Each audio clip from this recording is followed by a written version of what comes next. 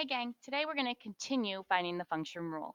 We're going to take what we learned the past 2 days and apply it to some word problems.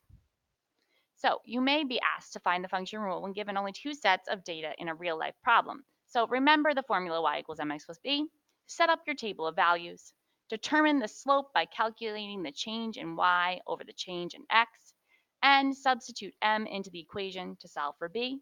And last, rewrite the equation substituting in both m and b. So let's take a look at some examples. Caitlin has a movie rental card worth $175.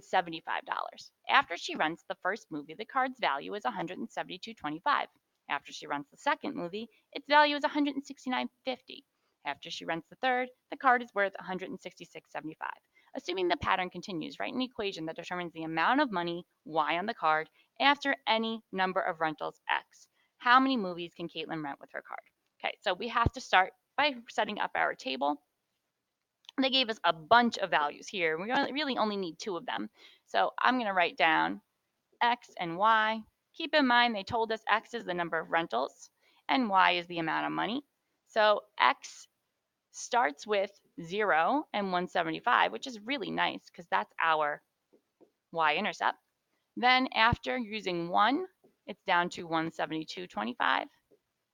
After renting a second, it's down to 169.50. And after renting a third, 166.75.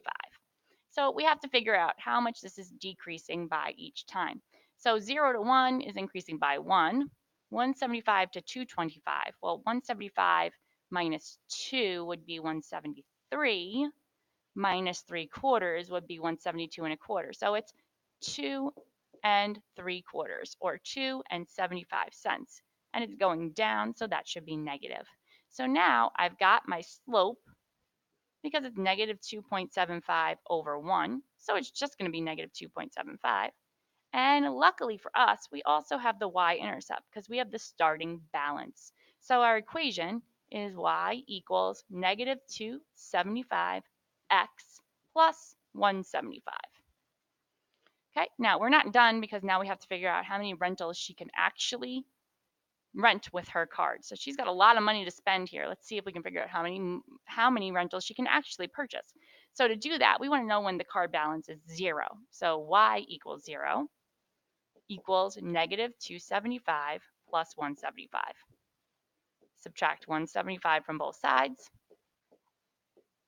We get negative 175 equals negative 275x. Divide by negative 275.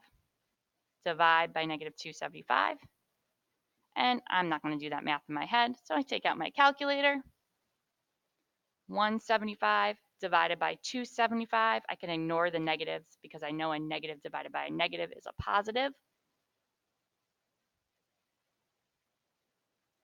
We get, whoa, 63.63 repeating. Well, I can't rent a partial movie. So how many movies can I actually rent here? It would only be 63 movies.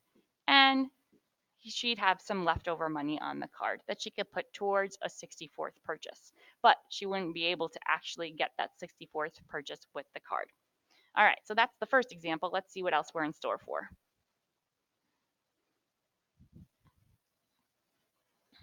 Okay, number 2. A trainer for a professional football team keeps track of the amount of water players consume throughout practice. The trainer observes that the amount of water consumed is a linear function of the temperature on a given day. That linear function there is our huge hint that we want a y equals mx plus b equation.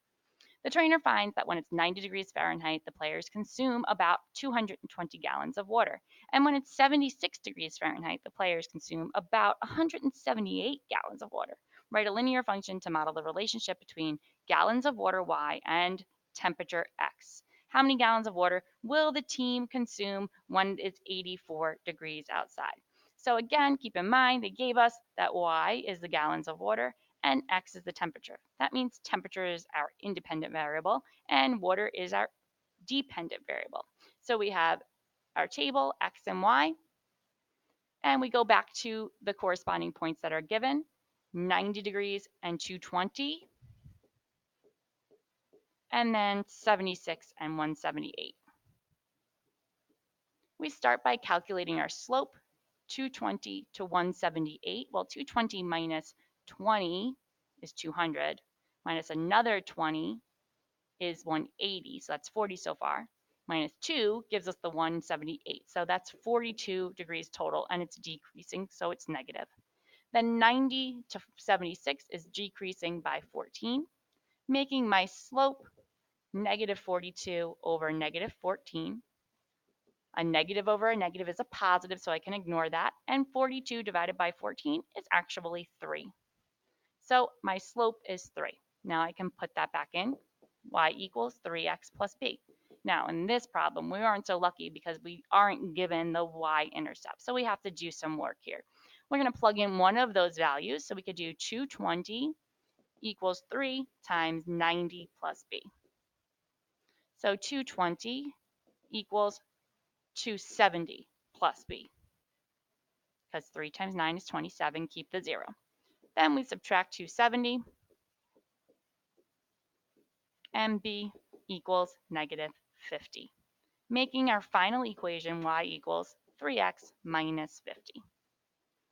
Okay, so now we want to know how many gallons of water the team will consume when it's 84 degrees outside. Remember, the temperature is the independent variable, so that's going to go in for x.